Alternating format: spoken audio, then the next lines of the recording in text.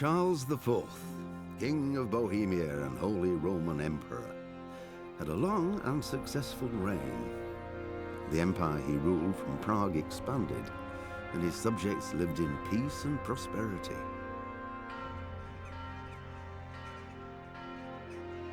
When the emperor died, the whole empire mourned. More than 7,000 people accompanied him on his last procession. The heir to the throne of the flourishing empire was Charles's son, Wenceslas IV, whose father had prepared him for this moment all his life. But Wenceslas did not take after his father. He neglected affairs of state for more frivolous pursuits.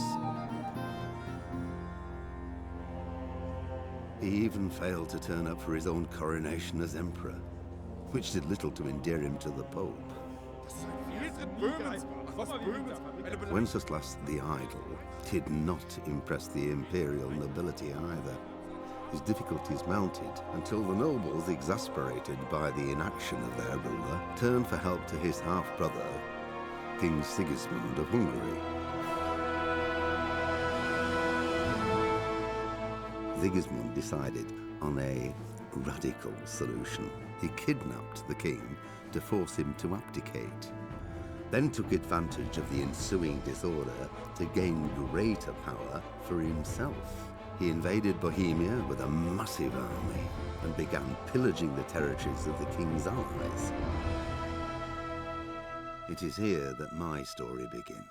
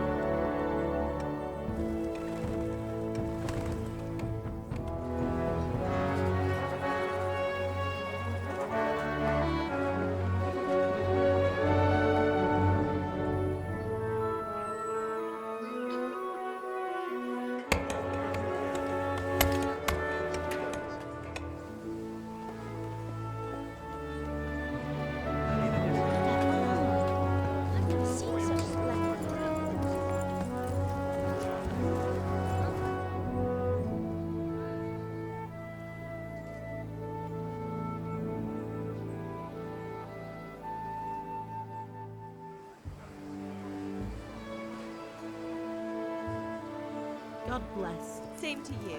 Today's a scorcher.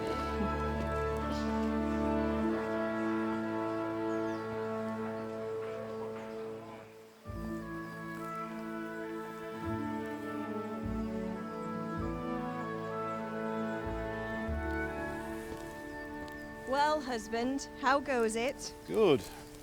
I should get it finished today. Where on earth is Henry? I need him to run some errands. He was still sleeping when I went out. At this hour? Blue-blooded idler. Well, it looks like he was out all evening, drinking like a lord. Go and get the lazy bones up then. Quick clout round the ear should do it. Mm-hmm.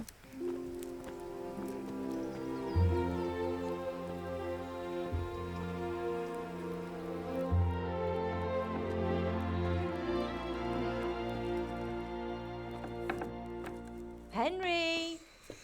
Get up now. There's work to be done. Mother.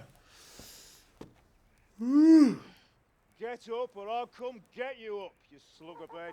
Hear that? You'd better not vex him. Now get up quick. Your breakfast is on the table.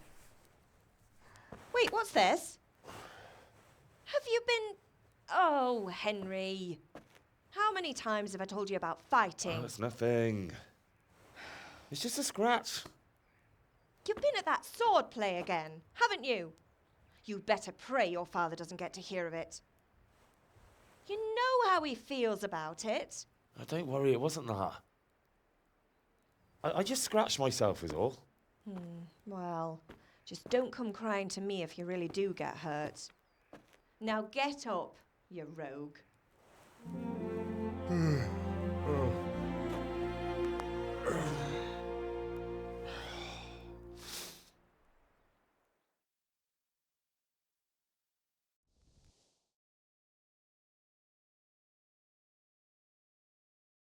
A fine state you're in this morning. What on earth did you get up to last night?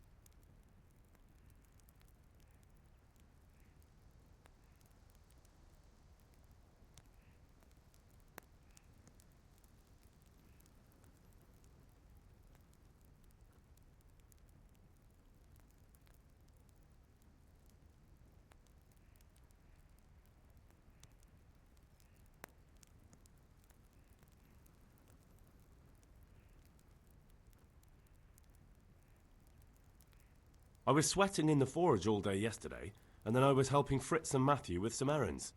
So I'd say I have a right to be a bit tired. Well, I've got a feeling there's something you're not telling me. And it's connected with that scratch on your hand. And that suspicious-looking character with a sword who turned up in town recently.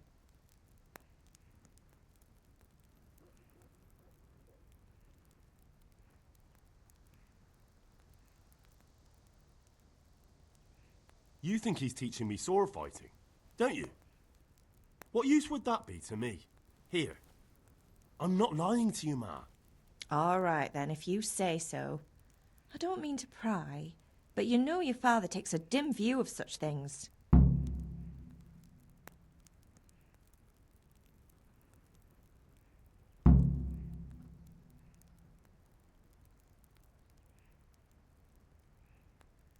Did Matthew and Fritz come looking for me? No, I haven't seen them this morning. They shouldn't be hard to find. They'll be hanging around a tavern somewhere, as usual.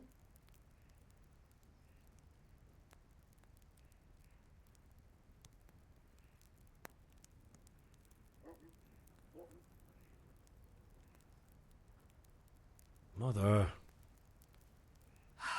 You're nearly a grown man, Hal. Father will pass the forge on to you one day soon. You've been courting that Bianca for months now. Why do you have to keep wasting your time with those two layabouts? They're nothing but trouble. Can I get something to eat? I left some breakfast on the table. Help yourself. Do you need me to do anything, Ma? Ah, you're a good lad. But I'm fine. It's your father needs helping with that sword. Is Father angry with me for sleeping late? He's not happy. Yesterday you promised him you'd help finish that sword for Sir Radzig. He's not as young as he was. And you know how his joints pain him. He's too proud to complain, but he needs your help, Henry. I know. Don't worry, Ma. Of course I'll help him. Good. He always says his knees ache when there's a storm coming. I hope they're wrong this time. It's looking like such a nice day.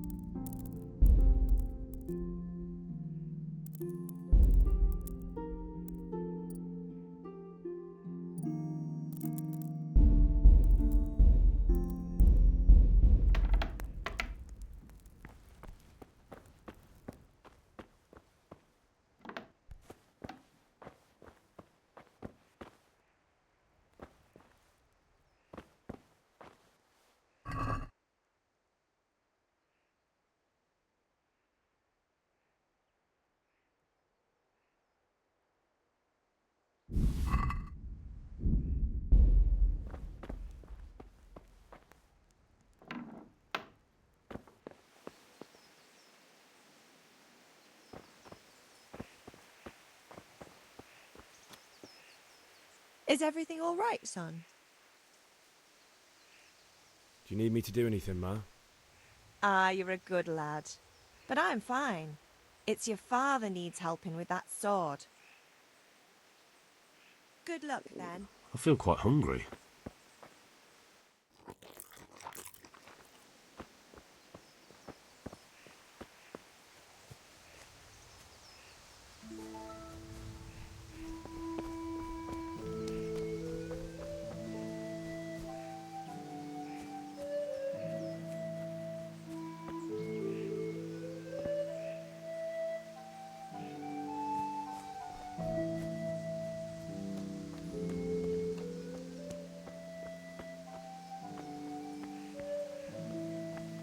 What's the matter with you, Henry? Didn't you hear me calling you?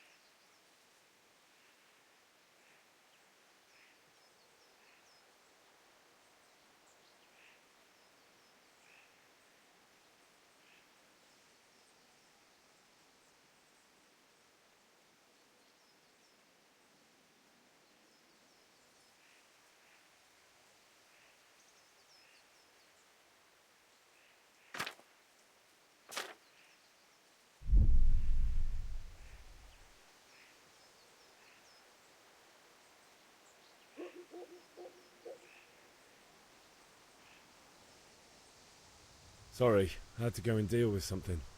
Well, it's no great tragedy. Anyway, we've a lot of work to do today. I'm finishing the sword for Sir Radzig, and I need your help. With what? I'm running out of charcoal. Run to the market and buy a bag from the charcoal burner. I'll need some money then. Yeah, that's the other thing. Kunesh still owes me for an axe, a hammer, and the nails I sold him a month ago. Not to mention his debt from before.